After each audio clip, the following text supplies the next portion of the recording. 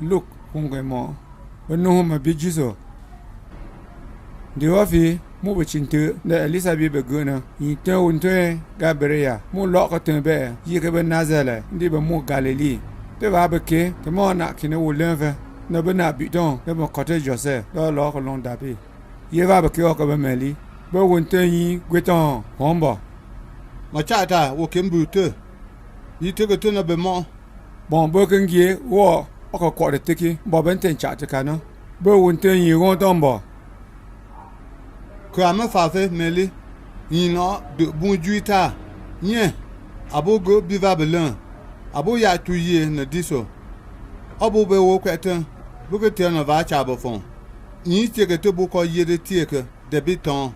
Abo saw food Jago Gege, the most saw and a leaf. Melly be the bow tumber. Beka yon ya bedeka. Temo makina wolenfe. Bow and turn ye, but her tomber. Lui and you get bushy in there. Go a chabophone called Boubon. But Cayon ye, move out to no bushing. Bobogatea, Navani.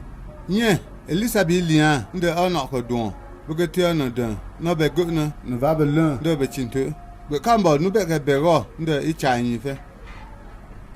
Melly, Bahumba. Mana be fruit take te offer at the mo hana again. Bow and turn ye, Genewy. The man, Melly, you are Lou Homba.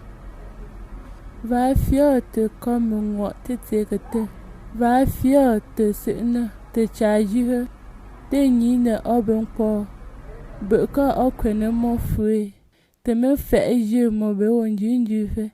Learn do organishiba. Queen brewer venture. Bugatti mona wogatejo. Beka fan washe.